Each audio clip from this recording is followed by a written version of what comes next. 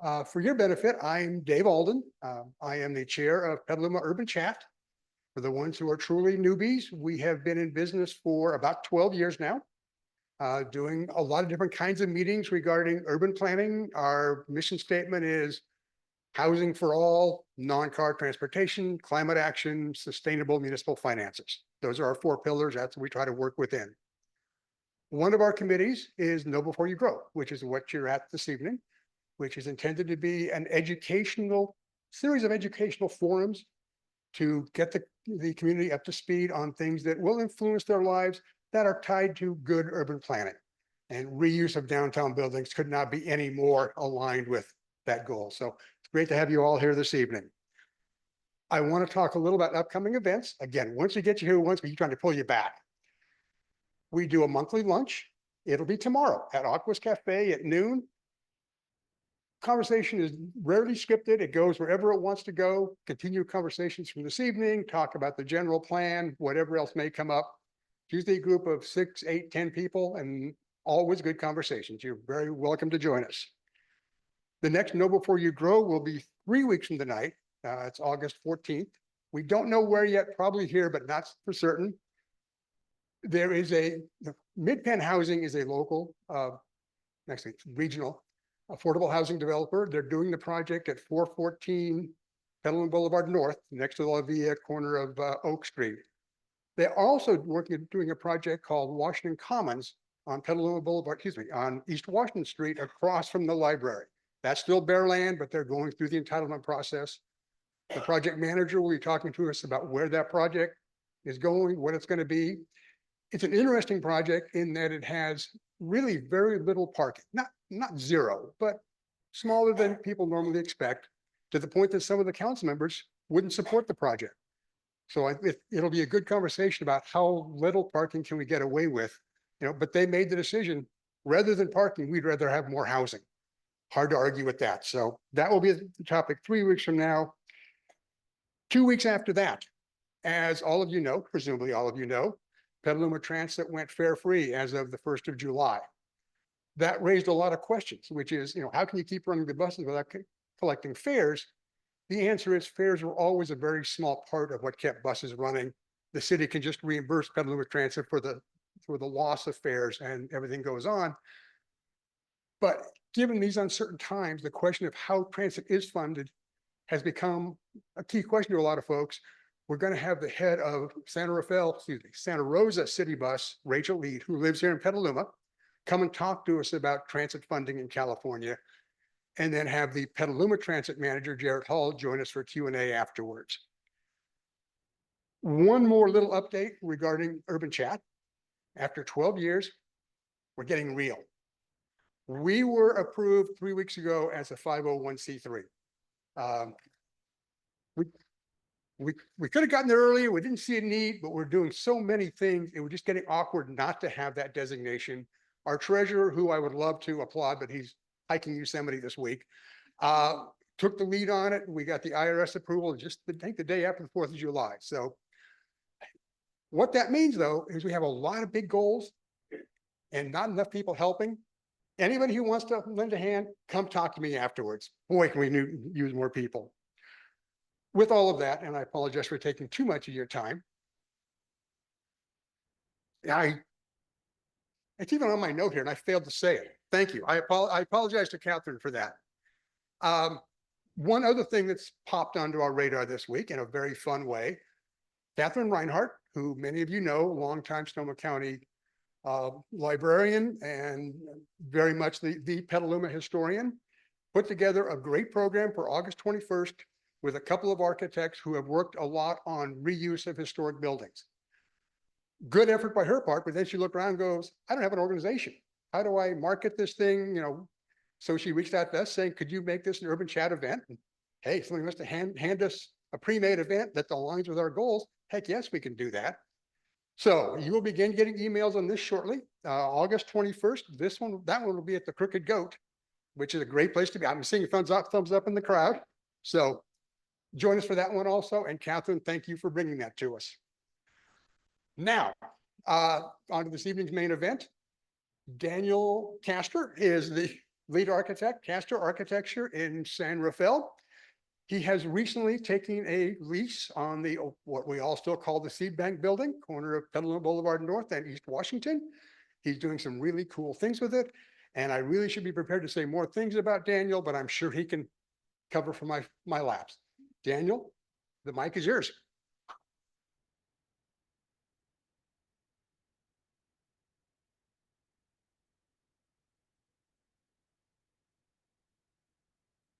I'm sure there are very strict rules governing what you can put on the air hockey table. Probably not a beverage, but see if I have some familiar faces here. Thank you so much, everybody, for, oh my gosh, yeah, great.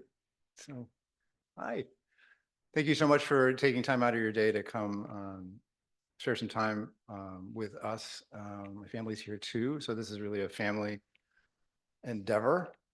This is a terrific opportunity for us to share our ideas with you and road test some of those ideas. I look forward to a lively question and answer session, hopefully.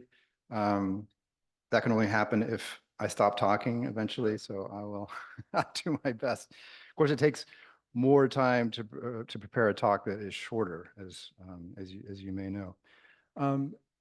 Should we leave the lights on? I guess we can see what the visibility is like. I don't know if you typically do that.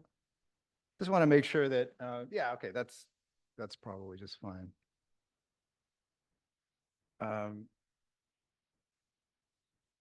Yeah, so we're here to talk about blank, the former Seed Bank building. Boy, is that a powerful brand. It's going to be with us for a long, long time. And I think I might have been there 10, 15 years ago. I mean, I understand it's such a charming concept.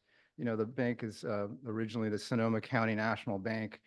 Then it was a it was a realtor's office, and then a rug shop, and then the Seed Bank. But we were really respectful of this building. We see ourselves as stewards. We're just tenants. We have a 5-year lease with an option to renew for an additional 5 years. So in a way, unless some miracle happens and we're able to purchase the building, we're just kind of passing through like other people have done before. In the meantime, though, it represents an extraordinary opportunity for us to do something for the building and by extension for the community. Our mission, this is kind of the billboard, is to mobilize the full potential of this building in the service of the community. So has a nice kind of rhythm to it, but what does that mean? So I'm here to try to explain what that means. Right after we signed the lease, which was about a year ago, we had a meet and greet where we asked our friends and acquaintances in Petaluma to invite their friends and come to meet us so we could do essentially what we're doing today, which is to introduce ourselves to the community. I am an architect. I've been practicing single-family residential architecture for about 25 years, mostly in Southern Marin, but South Bay, you know, the Bay Area, basically. Jen has had her own company, which she founded over 30 years ago. It's called Elixir Design. Still has an office in San Francisco, even though they've switched more since the pandemic to remote work. I'm currently based in San Rafael. So, you know, it was a tricky decision to say that we should be the people to take on the responsibility of developing this building to its full potential, but hopefully by the end of the presentation, you'll think that we're worth it. So anyway, here we are. I wanted to show you some images from that event. This was last, I think it was September, actually. So we're in the building, and you see there aren't that many people. We didn't invite that many people because the maximum occupancy for this building currently is 49. It's a 4,000 square foot footprint, and with all kinds of other things going on. So that is the key Achilles heel for this building, and any number. I mean, this building is vacant for way too long. So, you know, something's got to be wrong with it. Well, that is it. And I think the restaurant groups that had come through and looked at building kitchens, going to be a $2 million project. And like, how do you, so, you know, we're not spreadsheet people. We're kind of emotional people. And we really just fell in love with the building. So what you'll see is that there's this kind of, oh, can you see the cursor? Okay, so I'm not actually, this is a little bit strange, but I trust, it's kind of like your backup camera in the car. It's like, I trust that you're seeing what I'm seeing here. So anyway, I actually picked up this kind of amazing thing at the Alameda Flea Market about a month before this event. I had no idea what I was going to do with it. Apparently, it was built by an architect to display I don't know what, but it was like the perfect thing to kind of show essentially a portfolio, not of my activity, but what we had been engaging with as a family over the past many, many years. So I want to, in a way, start with this. And in the same way that John Crowley says that he's trying to recreate his experience of the public house as a community place where you could gather and make connections. I mean, my version of that was the church. And this is a photograph from 1966, the year I was born. It's in Ipoh, which is a town in Malaysia, where my dad was serving as the pastor. So he was from upstate New York, served in the Second World War, came back and went to seminary thinking he'd be a missionary to India. A couple things happened. He ended up being in Malaysia, where he met my mother, who had attended the Methodist Girls' School. The Methodists built hospitals and schools and churches, obviously. So he was part of that effort to spread the word and also train local people. So that's my background. That's his background, I should say. My mother also became ordained, went to seminary, became an ordained Methodist church, and she had her own church in Tennessee as well, where I basically grew up. So I had two preachers. So I had a lot of empathy for you out there. I sat through a lot of sermons. So I'm trying to make this as entertaining as possible. Believe me, it may not succeed, but so there they are. It's actually my brother, but you get the idea. There's my dad and my mom. She just celebrated her 90th birthday. Are we recording this? Okay, great. Hi, Mom. I'll eventually watch this with her, and I'm really proud of you, Mom. And yeah, Dad's no longer with us, but okay, I just had to find an excuse to show this picture. It only surfaced recently. This is in front of the courthouse in Kuala Lumpur, Malaysia. And this is my maternal grandfather, Tan Tuan Boon. He was a court interpreter. So he spoke half dozen dialects of Chinese and Bahasa and Tamil and English, obviously. And then he went on to become the mayor of Malacca.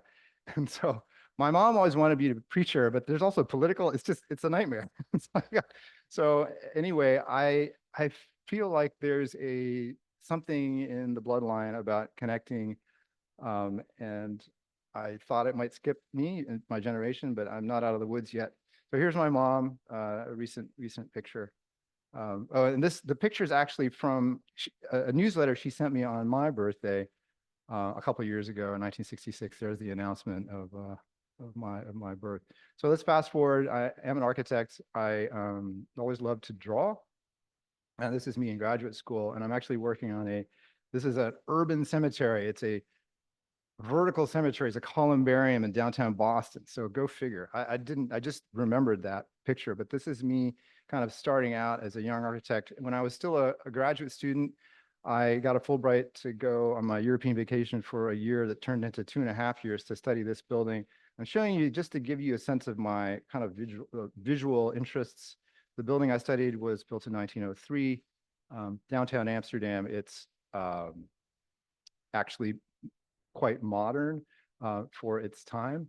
And I went about drawing these entries. This is my pencil drawing showing the outside and the inside at the same time. It's funny that Escher is Dutch and people say, your drawings are like Escher drawings. And so I went around the building drawing these different entries and exploring the language of this architecture.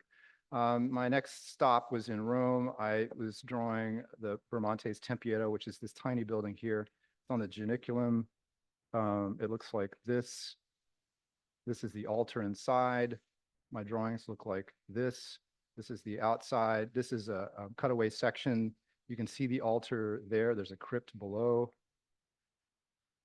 Hopefully this will all make sense.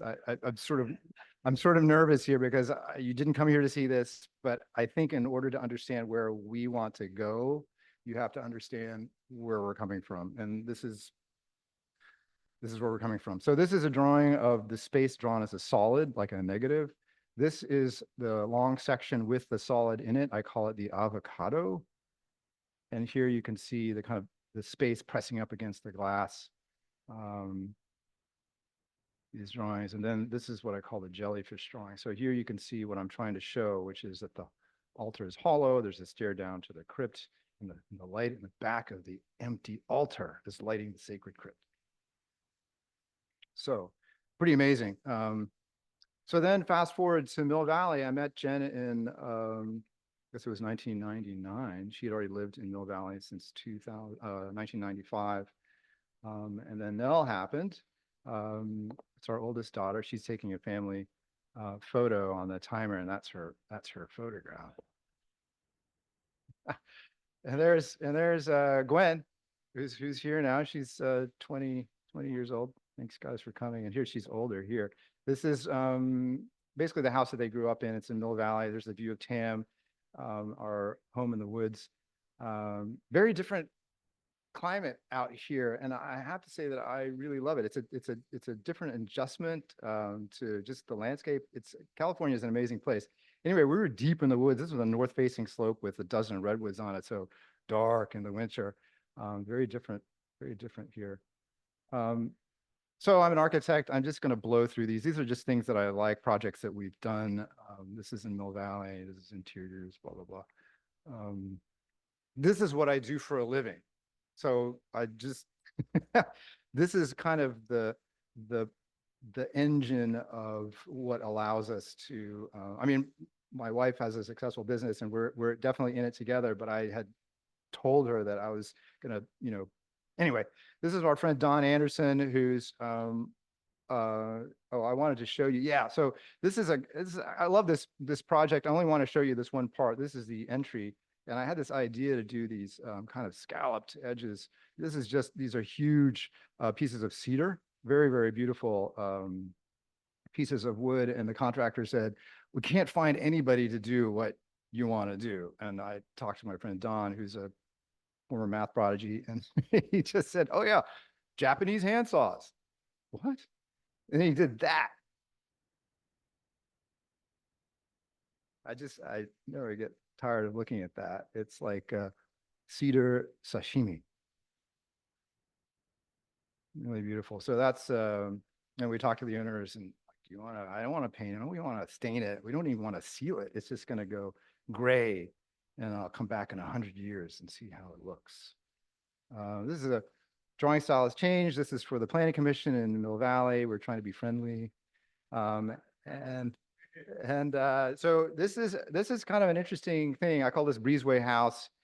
It's an example of how you can have a house that fronts the street, then still offer in a way a view into your life in the back, which is not, there's typically such a difference between your front yard and your backyard and what you want to be private and how it is. But they really bought into this idea, and I think they're quite happy with it. And you can wave to your neighbor on the street and don't come in.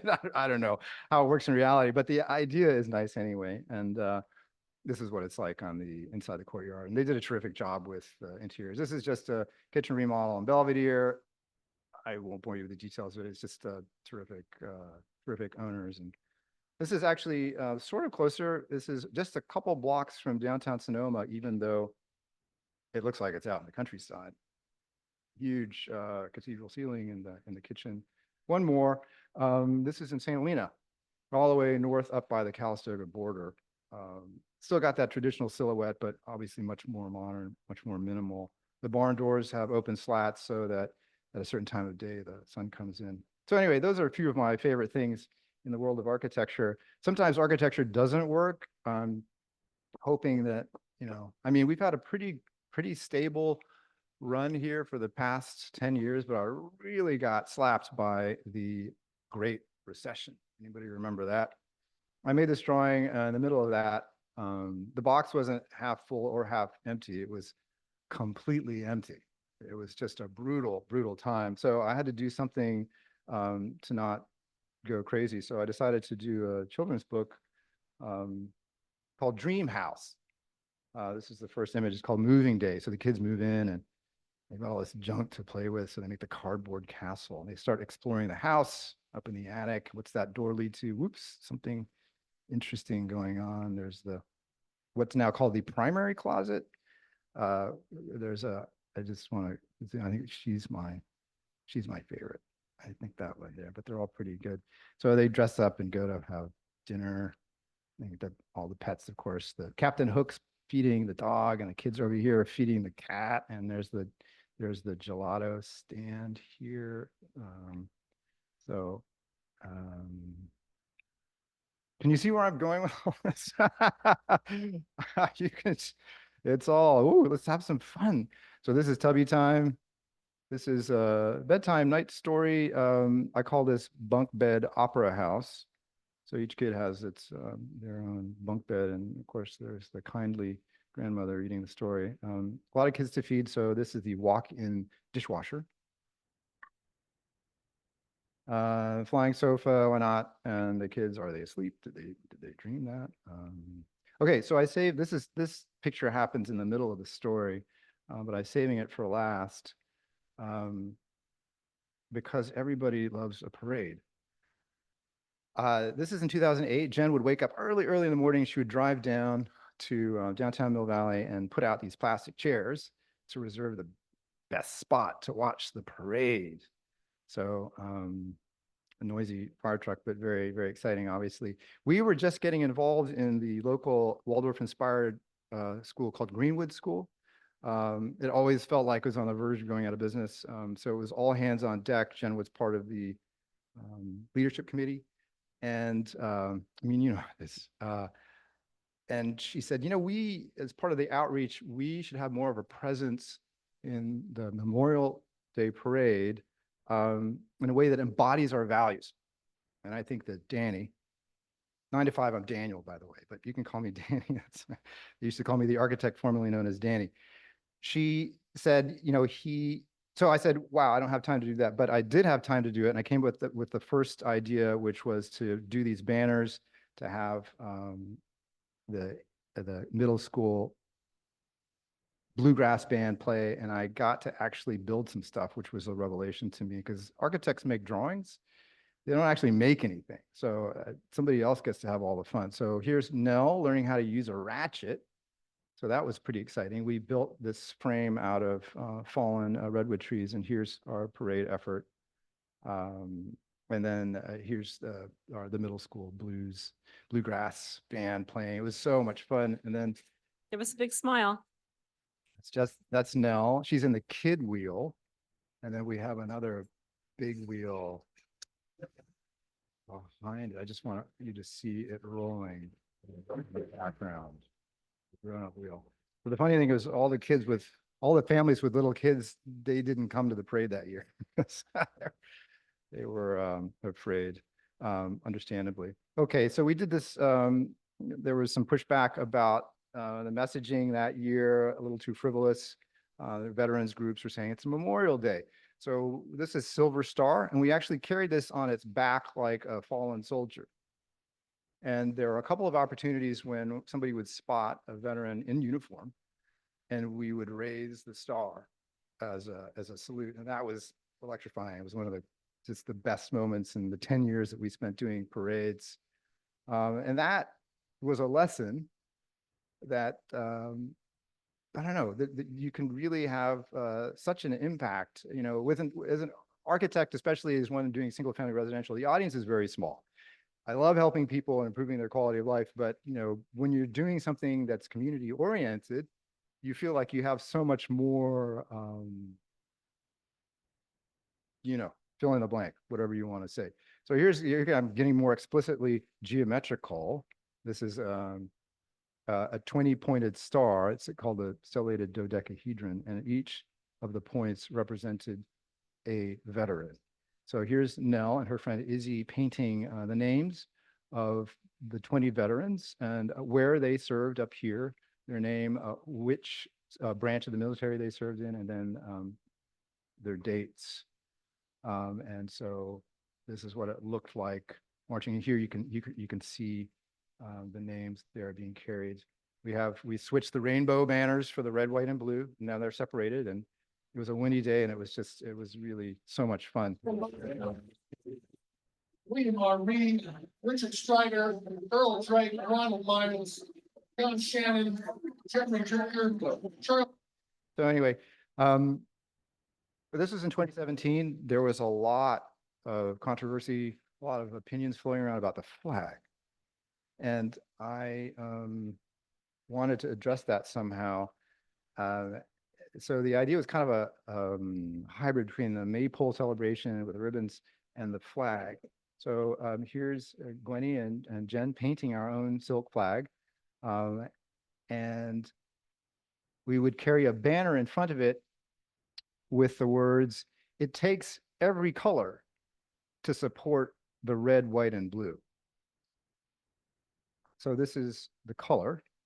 This is Jen doing her color magic. And then this is kind of our Iwo Jima moment. I bought this piece of bamboo from Bamboo Sorcery in Sebastopol, which is a magical place. Getting it home was quite the odyssey. But you can see that you never know when people are going to show up, how many people are going to show up. And you can see that, yeah, there's a bunch of burly guys at the bottom of it, but there's no way that thing is standing up without everybody tugging on a ribbon. So that was really just a lot of fun. And that's a really tall flag. So I wonder if I'm doing something. Yeah, okay. I'll just, no, it's okay. Okay, so the final of the 10 years, I feel like this is taking too long, but hopefully it'll. No reason, we're just doing a dragon. Fun. Gwen's going to graduate, and her graduating class is going to ride in the top. And so this is us building the dragon into the night, late into the night, building this. And then this is what it looked like. And there's the grad. It was a very small school, as I explained, and there are the graduating 8th graders up in the top of it. Okay, so this was my cute little office in Mill Valley. Looks like an architect's office, right? The pandemic hits, and I think, oh my gosh, here we go again. Another recession. I'm going to throw everything into storage. Well, I was looking for storage, but instead I found this place that's halfway between San Quentin and Home Depot. Super high rent, charming building. It looks like this, but the inside looks like this. So I saw this and I thought, wow, somebody's going to have a lot of fun with that. Sound familiar?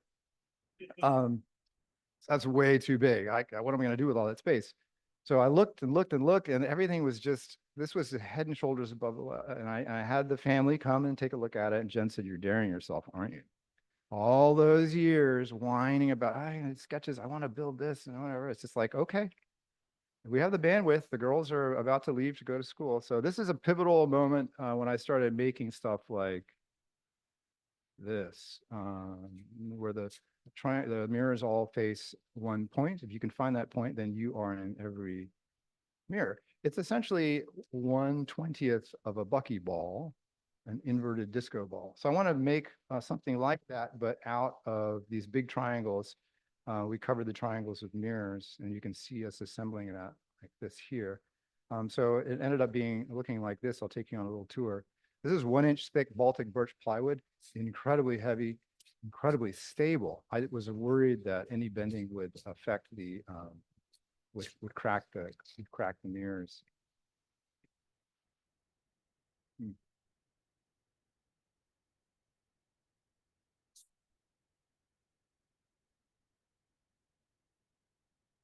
I think you get the idea. It kind of goes on and I climb into it, but I'm gonna. Anyway, here's this super cute picture of our friend's daughter, Beatrix. She's in it, and I love this picture. It shows you a couple. So there's obviously her thumb, and there's her thumb. And that's her mom, Dante, taking the picture, and there's her dad. And you see, he's actually holding one of the mirrors, which is on a piano hinge there. So you can actually climb in it, and somebody can close the door behind you. If you're interested, just call me up. You can come over, and I'll let you experience that if you want. Anyway, This is a camera obscura. I'm curious, how many of you know what a camera obscura is? Yeah. So it's an obscure topic. It literally means dark room. They've been around since the ancient, or we've known about it since the ancient Greeks. But if you just have a dark room and a small aperture, the light that comes in will be projected onto a surface upside down and backwards. I'm not going to explain how that works, but you can figure it out. So this is like just one I pulled off the internet where somebody in an apartment building, covered a window except for a small gap and everything's upside down. You can see the towel, the towel here. So I wanted to build one, a big one on wheels and kind of like a little house, one that would accommodate a number of people to really demonstrate this, this process. Wow, this is taking long. I got to move. All right, so I'm going to take you on a tour of this as well, and then we're going to cut to the chase.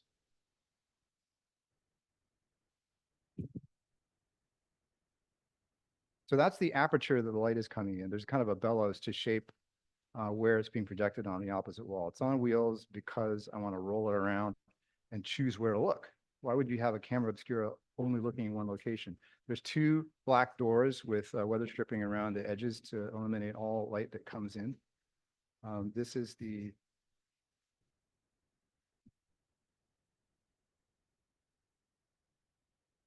view out at the gorgeous parking lot in our industrial complex. And then when you turn around, there it is. It's upside down. It's much better when you're there in person. So that's my shadow. Okay. So these are our new friends from Petaluma, Kristen and Roger. And they came to an open studio that I had a couple months ago. Our friends brought their dog Milo, and here's Milo in the camera obscura. And I'm going to go out, instead of waving from the inside, I'm going to go outside and wave from the outside. That's just a hole in the thing making that happen. Anyway, I think that's fascinating. I'm just gonna fast forward through all of this stuff, just show you more of the kinds of things that I'm interested in, and let's get to the reason why you're here.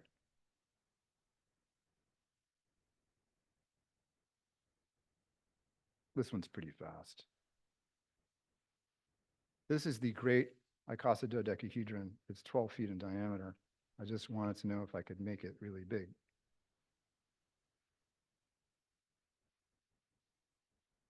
You've seen those things hanging from the ceiling? Yeah, okay. There's more where those came from. So anyway, it looks like that. Oh, this is my intern. I'm trying to spread the word about geometry. This is sunflower for Ukraine. I was really upset about that. The Marin County Fair asked me if I would do something on the theme of art, agriculture, and community. And this seemed apropos. So a lot of people chose the sunflower as a symbol to express their solidarity with the people of Ukraine. So I wanted to make one, not surprisingly, as large as I could. This one's kind of long. I'm going to skip it. This is what it looks like.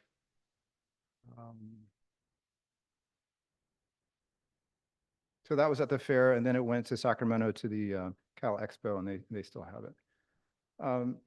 Okay, so this space that I had, we wanted to have events there. This is a summer solstice event where I hung candles in the shape of a sphere. And the community gathered and we took turns lighting the candles. And that was really kind of a neat thing. My space, though, isn't zoned for assembly. So I thought in 3 to 5 years, maybe somewhere up US 101, we'll find a building where we can do something. But, years away. And then somebody called me about a project out on Cleveland, out here somewhere. And yeah. And then I saw, this for lease. And I said, wow, Jen, I saw this incredible building. But wow, somebody's going to have a lot of fun with that, but not us. That's way too, it's way too much. It's way too whatever. Long story short, a month later, we asked to see it. Is it a sign that the chains are in the shape of a heart? What does that mean? Super overwhelming. I mean, you've been in the space, most of you, I can imagine. 30-foot ceilings, literally. You don't find spaces like that. What's the right way to truly experience and utilize that space? Well, I had some ideas. So it's like I walked in, it was immediately. This is the mezzanine. So up there, I think people even who have been in the space haven't been on the mezzanine, but up here it looks like that. And this is kind of the moment. Jen, you see that? You see that look? So we are in trouble. This is a danger zone. So this is like the papal balcony. I want to point out the clock on the south facing wall. I'm not going to tell you why. Maybe in 5 years, you'll see why. Then we're going to go upstairs. There's the door to the elevator. More on that later. There's a second mezzanine, mezzanine 2, which is kind of going to be just kind of back of the house. These stairs are not really to code, so there are limited things that we're going to be allowed to do in these spaces. I think the basement is fair game, but you can see it's in a state of disrepair, and we're doing what we can to bring some of this stuff up to speed. And then the roof. You probably haven't been on the roof, and if you look around, there's a lot of rooftops, but this one's pretty high. And of course, anybody who goes up there asks us, so are you going to have a cafe up here? And the short answer is no, because we only have one stair. So unless somehow somebody can introduce us to the owner of the clock shop next door, and we were somehow to acquire that space to build a stair, and a kitchen maybe or something like that, I don't know. But one thing at a time. You'll notice the flagpole in kind of sorry condition, more on that later. But underneath that roof is this beautiful space. This space is between the roof and the ceiling of the space below. And you'll notice that the florets in the ceiling are actually vents, they're registers. And there's a huge turbine in the penthouse that draws air from the top of the space and remixes it. This is the gorgeous stair to the basement. Code requires us to put handrails on not one, but both sides of the stair, which is really a heartbreaker. But okay, safety first. You'll notice the beautiful mural on the ceiling. I believe that was painted by the seed bank folks. They also must have done these. Super charming, kind of up in the transoms around the basement windows. This is the vault door. This is, the roaring 20s. And there's the vault. Okay, next to the vault on the wall is this. Does anybody, Petaluma Seed Bank, as sort of the Mona Lisa, her enigmatic, if anybody can figure out what she's thinking, let me know. She's obviously staying. She's in a position of authority and she's behind the wire, but what is she doing here? I don't know. Yeah, so apropos of that, these are the owners, Raphael and Ruth Vega. They flew back from Israel to sign the contract. Daniel, I like you. You got a really good deal. We negotiated for 4 months and he was like a rock. But very, very sweet couple. And then we live in the state of California, and apparently I can't just wing this. If I'm married, we're in it together. So this happens to be Father's Day, and Jen and the girls came. So we're in it. We're in it. And this kind of says it all. It's like, Dad, what have you got us into? Anyway, what a space. And here we are sailing off into the future.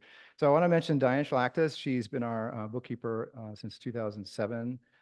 She lives in Petaluma. And when we first started talking about the idea, it's like, Diane, this is crazy. She's like, no, what you want to do, I think people really support it. So if you don't, talk to her. Because anyway, she gave us the confidence to think that coming from Mill Valley, I mean, this is such a sensitive building. It's so charismatic, so beloved. We just want to make sure we're doing the right thing. So this is the first event that we had in the building. It was for friends. It was a few weeks after we signed the contract, and you can kind of we're just sort of shell shocked. But we've invited our friends to kind of look at it. It's sort of like the opposite of a lottery winning party. It's like, oh my gosh, we're going to be so broke. Anyway, these are our friends. We told them, look, we're doing this actually for you. It sounds crazy, but we just want a way to connect. So yeah, here we go. So I had my Martin Luther moment. I don't know if you know what I'm referring to, but right away we wanted to get something up that would kind of explain what we're doing. So I posted these two things on the door, and the first thing is this joke. Please complete the sentence by choosing from the following options. The Sonoma County National Bank would be a great place for a blank. So birthday party, art exhibition, fundraiser, book reading, it goes on and on. And option Z is all of the above. The answer is Z. So the building is called Hall of the Above, a community event venue in Petaluma's iconic landmark building. It's a lot of words. Maybe we should remove some words. And then there's our letter, Dear Petaluma, October 6th, almost a year ago. We are the new tenants. This is why the building has been vacant. This is what we propose to do about it. If you're interested in renting the space, we're not ready, but you can follow us here. Thank you for your patience. We look forward to welcoming you into the building. Okay, first up, first order of business. Ooh, oh, it's 7:43. Okay, I'm actually okay. I'm gonna calm down. I saw the flagpole and I thought, wow, we're gonna have so much fun with that. But look at it. Can you just tell? It's just, there's hardly any paint on it, and the ball at the top is askew. I thought we got to fix that. I was so much fun with that. How on earth are you supposed to either replace that or repair it? And I found somebody called a steeplejack.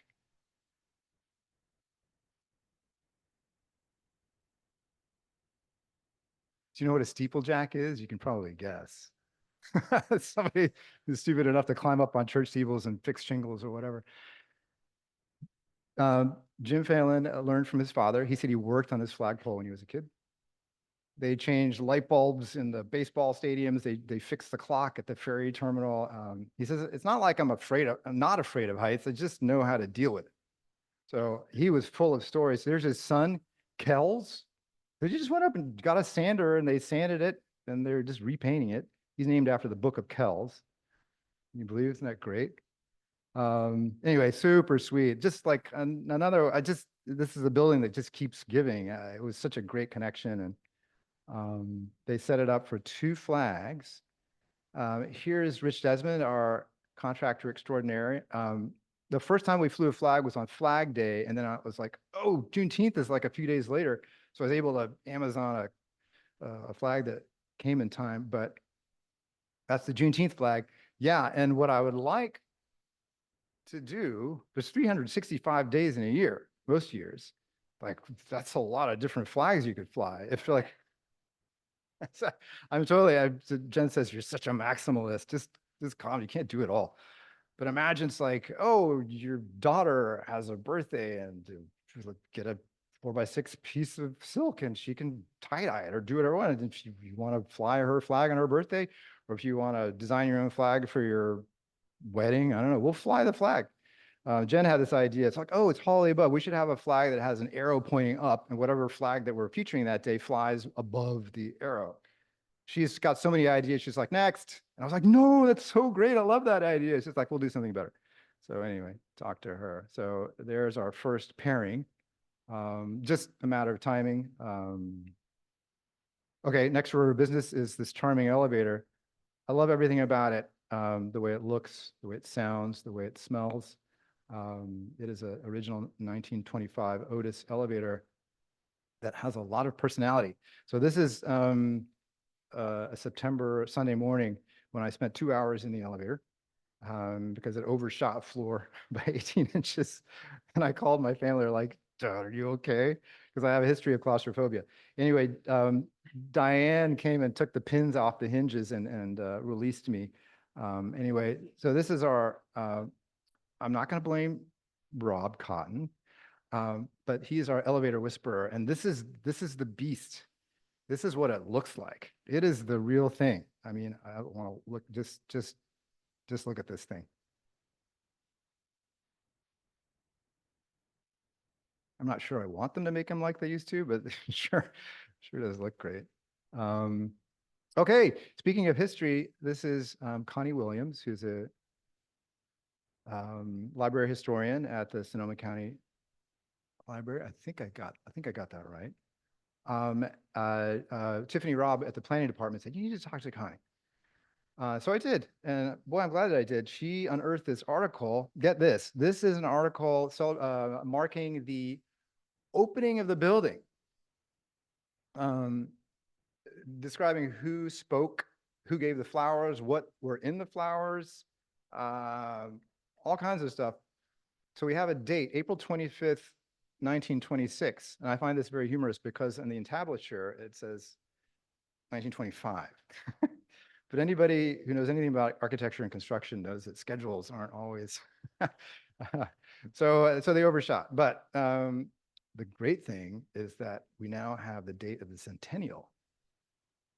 So that'll be April 25th, 2026.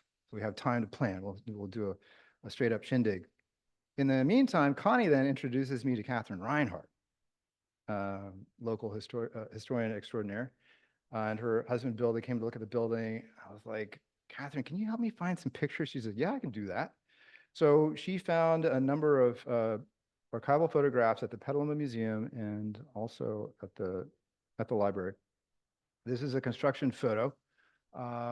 Future home of Sonoma County National Bank, Petaluma Savings Bank. And you can see all the form work for the concrete. And this shed is actually on the sidewalk. So the property line is actually not true. So this is great. I think this is on the sidewalk. And this is the big vault down in the basement. And I love this photograph. So I'm guessing these are bank employees. So this is 1925. These people would be 120 years old. They're all gone. Aren't they sweet? Just like, look at those. They're just amazing. Anyway, I was really happy with these photographs. And this is priceless. This is under construction. You can see the scaffolding inside. You can see the mullions have been placed, but the glass not. You can see that shed that I was saying was on the sidewalk. They might have moved it actually, but is that a construction safety sign? I don't know. Anyway, great stuff. And then this is just such a beautiful photograph. And lo and behold, it's like, how do they keep the sun out of here? And sure enough, you can see next time you go into the building, you look in the headers above the windows. I thought, is there like a blind hiding in there? And there were just hooks where you would have secured the straps for the Venetian blinds. And there it is, MCM XX5, 1925. Ha ha ha. Sonoma CO National Bank, and then they kind of stretch it out over here. Okay, so this is really the winner. So Jean-Paul Lorenz was asking me, is there a mural hiding? Because this would have been an incredibly loud space. And so somewhere along the way, they added acoustic tile. They didn't remove the clock, but they added acoustical tile on the walls, in the panels, within the panels, and also on the ceiling. And you know what they did was they took out every other rosette. How annoying is that? They placed those with acoustical tile. And the first time I turned on the lights overhead, I just about fell down. It's so horrible. It's like a fluorescent light. But look at these light fixtures. Can you believe? Now those are somewhere. Somebody has those somewhere. Okay, let's talk about the flowers. As per Catherine's like, I think this is, remember all that talk about the flowers? I think this is on opening day. Success. I think she's right. Finally, we can see how they arrange the booths. If you go in the building now, you can see indentations in the floor. They're always a pair right next to each other. And I've always surmised that they were worn grooves by people standing at certain locations. So it's a beautiful floor. Jen thought it would be fun to do kind of a old style engraving style. This is just a pen ink drawing I did. That'll feature on some of our contracts and maybe some other documents or t-shirts, mugs, I don't know. So the Petaluma Downtown Association said, you know, we're coming into the holiday season. Can you just do something to liven up the building? I said, sure. So I'm just kind of a one-trick pony. So I just do my geometry and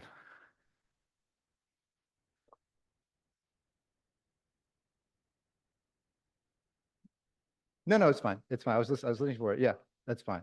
So anyway, you know, when I drove up there at nighttime after they asked me to do the work, and I was like, oh my gosh, that is a dark building. You come into town and there's this huge building and it's dark. It's not a good look. So we got some things up and then we put lights in the windows for the holidays, and I don't know, it seemed to work. I had thought that I would fill all the windows by Thanksgiving, and I think I finished in January 15th. So there's that construction schedule again for you. So the building's kind of getting up to running, and I had a conversation with our friends. I said, we used to have these great dance parties. I was like, stop right there. Let's do a dance party. So in early December, we essentially ghost hosted a dance party with them. They invited some of their friends. And it looked like this. This was an opportunity to kind of test the space acoustically and just, I mean, have a good time. But we were just concerned that, you know, as the new tenants, we just wanted to get people in the building. Just wanted them to enjoy it. Just have it just enough already with a vacancy. Let's just get in there and do what we can. And it looks like we're maybe over 49, but don't tell anybody. That's why I didn't invite anybody from the. So lots of fun. And the lights are changing. This is the mezzanine again. Okay, so this is interesting. At a certain point in the party, Jen turned the lights around to shine on the people, and you can see that their shadows are on the wall. Around this time, I went to the front door and I asked our doorman, Daniel Bowles, so I hope you're not getting bored out here. He's like, no, it's crazy. I said, what do you mean? People are dying to get in here. They're like lying, and you know, it's like, oh yeah, I know Jeremy. She's like, who's Jeremy? It's like, I don't get it. And then the next day when a friend sent us this video, I thought, oh, no wonder they were desperate to get in here. So I don't know who this person is, but they're just getting down. So much fun. What a stroke of genius to turn the lights around, because this is a building that advertises itself. And I always imagined that it's basically like an aquarium. It's an enormous storefront. It's just like, what are you going to put up high enough that people can actually see it when they're driving by and hopefully not getting into an accident? But that is one example. Anyway, that was super fun. So next up, we wanted to stage an event where it was more like a banquet. So we splurged on the stage, splurged on the sound system. We got the tables and we set up kind of a bar here and a buffet here, cocktail kind of area and a dance floor here. We didn't really do any dancing at that one, but we wanted to kind of test. I called it a dress rehearsal. We even had flowers. This is the mezzanine. I built I just did a plywood bar, bought some stools, and then finally I have a place to display my thermos collection. So this is the night before the party. I was there late, just trying to like suss out what the lighting was going to be like. And this is the view of the main space from the papal balcony. I put that bar across.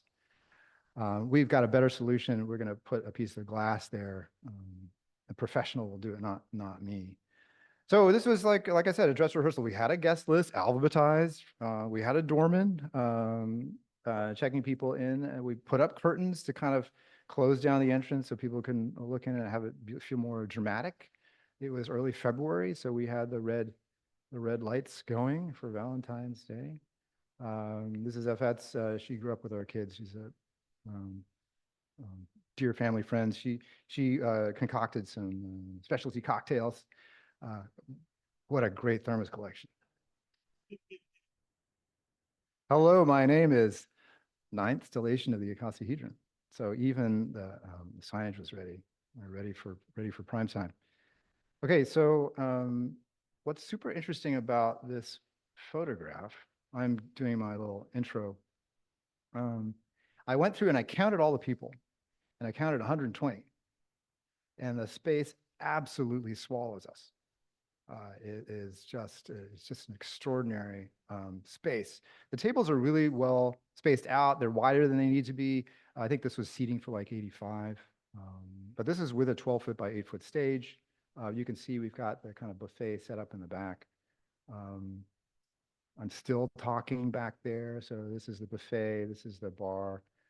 I've stopped talking, so people are getting food and they're oh, I want to mention Rod. So a week before this event, he had been asking me for months, listen, however I can help, I want to help. So I said, Rod, I need your help. So for the next 7 days, he helped. And I was like stunned. And it was like, get paid or I don't know. And he's like, no. This is just, I love what you're doing in the building. And it was just like, wow. So he didn't know I was going to do this. But when I was doing my talk, I said, Rod, come forward. I took a key and I knighted, I said, I pronounce you first volunteer. And I gave him a key to the building. And he and his wife have since become part of our team. And there it's all until we dig ourselves out of this hole. We're just, I mean, the kindness of what we're strangers are helping us kind of get this thing up and running. So here's, this is again the kind of concept, the dance floor, the band is jamming, and the buffet, people are seated, having a good time. We're featuring Catherine's book with open to the page with the building.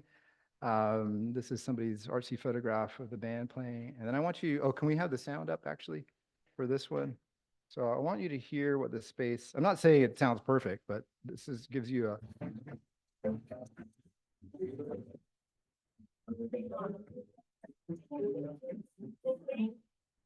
So you can hear that it's super resonant.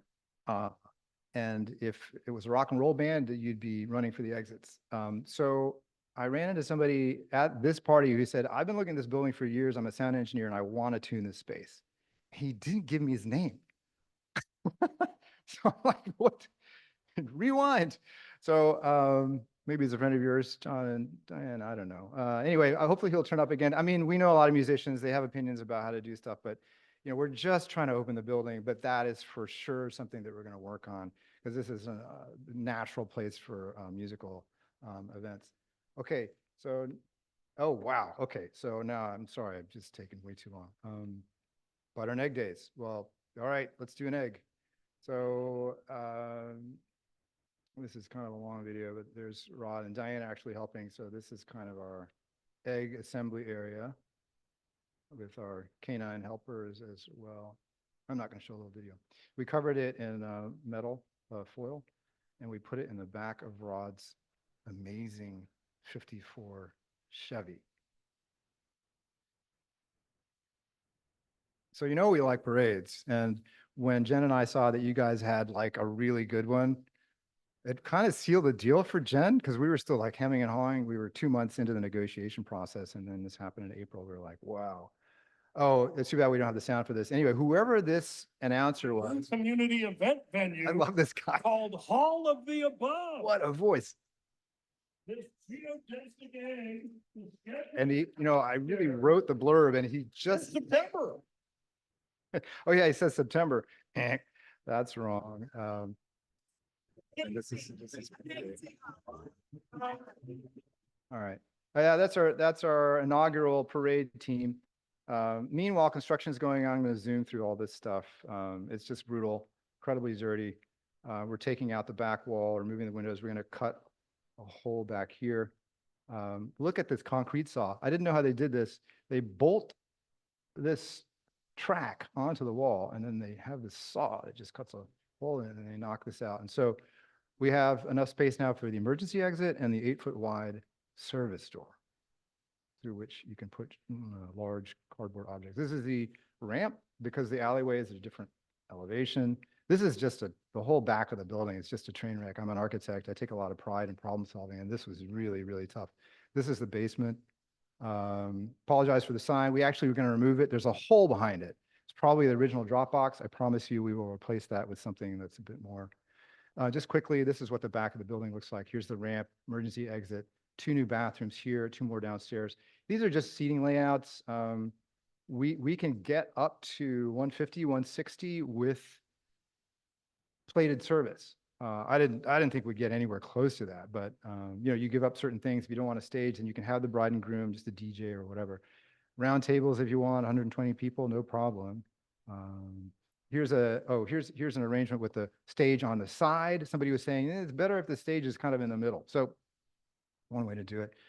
This is for a poetry reading or maybe a roundtable discussion, 165 people with the stage. Yeah, this is the basement. This is the kind of kitchen prep area. Can't call it that. But new bathrooms. This is the vault. This is a conference room down there. We'll have a TV and a monitor, you know. This is the mezzanine. So anyway, this is my drawing, kind of expressing my excitement about the space. Rumor has it there's a grand piano that may be available. I don't know.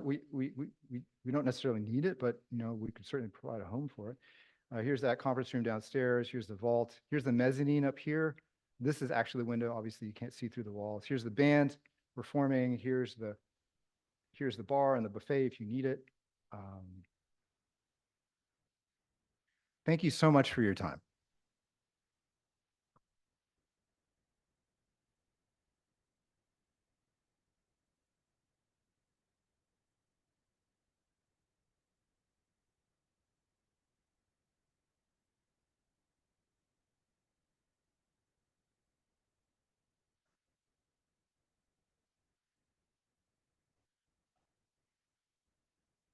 Okay, let's do that. That seems easier, right? Yeah, Okay. I think so. Okay. Hi. So the improvements that you're in the middle of or have done, 4 bathrooms, the big door out the back, does that now allow you to legally have 120 people events, or is there more work you need to do in the building to get to that point where you can do that? So the question is, if the work we're doing will allow us to have up to 120 or more people, and the answer is yes. The permit is for maximum occupancy of 250. So really, the limitation on the number on the main floor is just about seating. So we're up to 150, 165, something like that, depending on the seating arrangement. But the building itself, if it's just standing room only, then you can have 250 people. But like, who's counting? I mean, like I said, there's the whole basement is the same. It's another 4,000 square feet. I mean, some of that's bathroom and the kitchen prep area. And there's the mezzanine, you know, but that also is not technically available for events, but you know, for the bride, maybe, who knows? That's a great question. So you know, in the kind of heat of the moment, when I saw this view, I thought, well, I want to be there. But it's just like, wow. Like I said, that's the papal balcony, and I'm, you know, and the other issue is, like, if you're renting this space, I think it's going to be too distracting to have an office there. The second mezzanine above actually has nicer views out the back and has a skylight. Is more private. So that's a terrific office. We're still in the process of absorbing the shock to the system of trying to open this building. So, you know, no talk about moving or my office or whatever. We're just taking it one step at a time. Hopefully, if we can get some event rentals and some income, some revenue from the building, it'll help offset the, you know, substantial monthly costs, not to mention the 1 year of carrying the rent and the construction improvements that are going into this venture. Oh, I didn't repeat the question. Okay, John. That's a great question. So I was all, let's Labor Day weekend, and then the next Saturday, it's like it's the best. The fall is so much energy, and every week I saw the contractor. I said, "So, are we good?" It's like, yeah, we're good. And we don't want to have to stop construction and clean up, have a party, and then do more construction and then clean up. And so I've relaxed. Jen said this from the very beginning. She's like, can't we push it out a little bit? And, you know, it's a revenue thing, sort of, but it's also just kind of timing. So right now we're looking at the second Sunday in October. And instead of having a kind of a private party which we've already done, that dress rehearsal, which is kind of like, we've tested it. I mean, we'd be testing the seating and whatever, but this really ought to be an opening, like an open house where we're just a Sunday afternoon. Sunday is better, I think, than Saturday. Open the doors. We'll have some music and maybe some popcorn or whatever, and people can stay as long as they want. And that way, so that's our target right now. October 13th is the opening date. That was the question. Hi.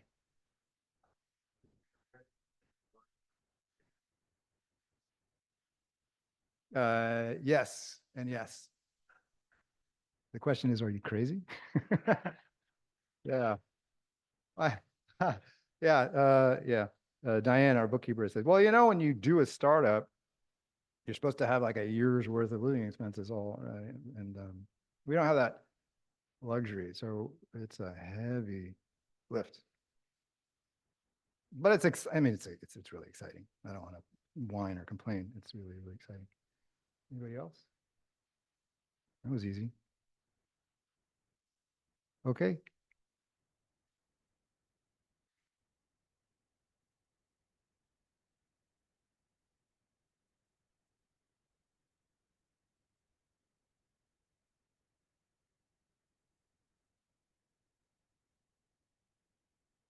Thank you. Thank you very much.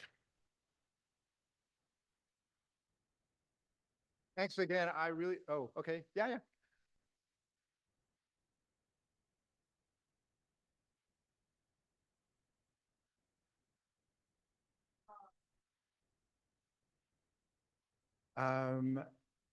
That's a really sad and simple answer, which is, it's not zoned to require parking. We were very, very lucky that somebody did. I feel like we're standing on shoulders of people who came before us. One of the previous tenants negotiated with the owner to install a sprinkler system. I think that was like a $250,000 job. So we came along.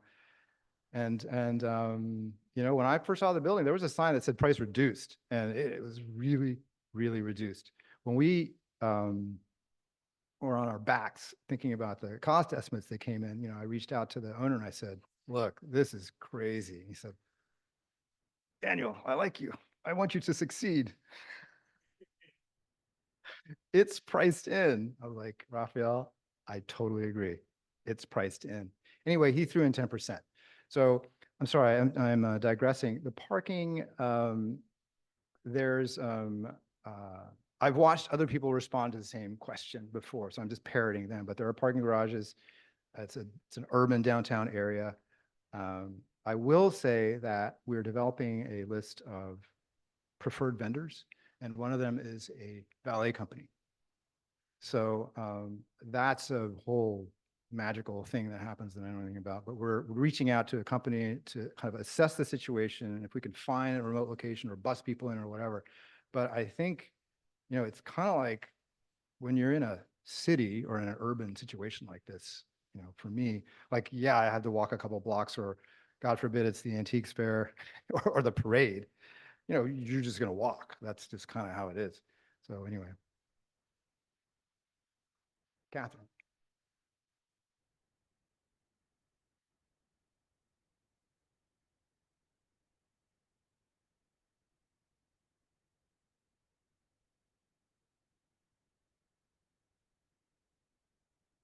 Yeah, so the question is, Bank of America parking lot. Yeah, I don't know how long for the world that building is.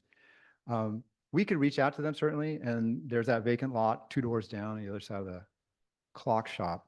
But there's not that many spaces. Yeah, I just feel like that would be something for the valet experts to sort of do the research on. But yeah, I think so. Or we find we're finding that we've had some inquiries, and people are kind of looking at this as a reception area. They'll have the event somewhere else, and then maybe that makes it easier to kind of bus people over. But we're gonna have so many different variations. I'm not really sure how, but yeah, if we could rope off a couple of spots in front and have that be kind of a valet thing, then I don't know. But yeah, it's tough in a situation like this. It's not required. No. One of the things I was going to say, we're standing on the shoulders of people who got the conditional use permit. Wow. Like, I don't have a lot of experience with those, but I know that they're rigorous. And it actually had expired, and I worked with Tiffany Robb. She's like, I'm really happy to say, and sort of surprised that the town council has said that you can just do it. So that was a beautiful thing. Otherwise, so that it has a whole list of things, music stops at 11 or et cetera, et cetera. Hi, yeah.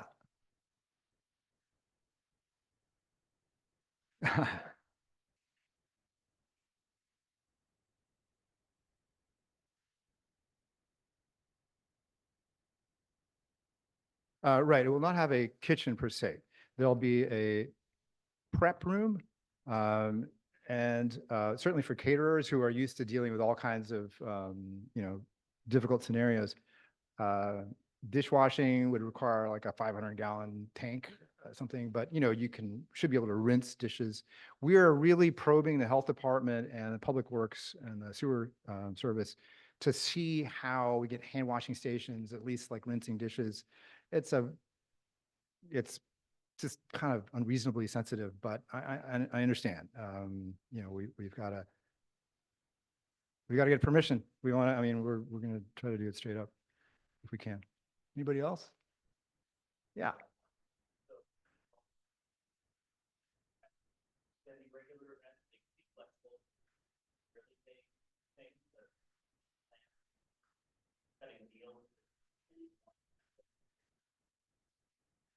I think that's yeah. The question is, can there, how flexible is the pricing structure for events if there are repeated events, relationships? Yeah, for sure. That's all to be determined. We're still trying to finalize our rates for, this year is kind of like,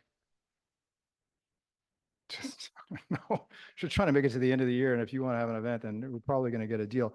So 2025, I think we have, we've settled on some rates. It's dynamic pricing. So if you want a relationship where you're going to guarantee us a certain number of events, we can certainly talk to you. We've discussed having discounts for nonprofits. Seems like the right thing to do. We're also looking at the other end of the ledger with our monthly nut and the sort of, so we have a year, we're starting a year into the 5-month term, and the goal is to try to recoup everything by the end of the 5-year stage, and then we'll decide if we want to continue for the second 5-year period. It'd be nice to think that we could actually make some money. It's not a non-for-profit, and I just honestly don't know how that's going to work out. But to answer your question, yes, we're open to discussions for having events like that. Yeah. 2 bathrooms in the basement, those use sewage pumps? So there's an ejector. All the sewage goes to something in the basement, and it's all pumped out to the, yeah. So there's a total of 4 bathrooms, 2 down and 2 on the main level.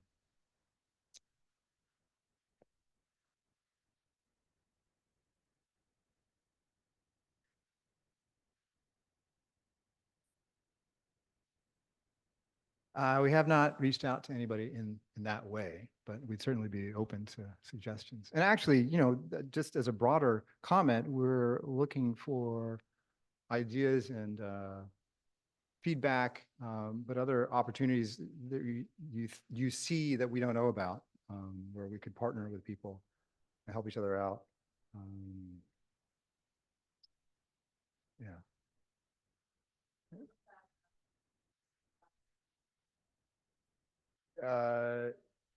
Yeah. So you can look at it. Yeah, for sure. I'm really embarrassed. I spent so much time on the preamble. Yeah. I mean, this is just, there's a rhythm and an order to it. But there's 1,000 other things you could pop in there. It's just meant to be humorous. Okay. 8:16, not too bad. All right. Thank you, everybody. I'll just leave that up. Thank you. Yeah. Thanks for being here. Hope we'll see you again in 3 weeks for Washington Commons and onward from there. Thanks again.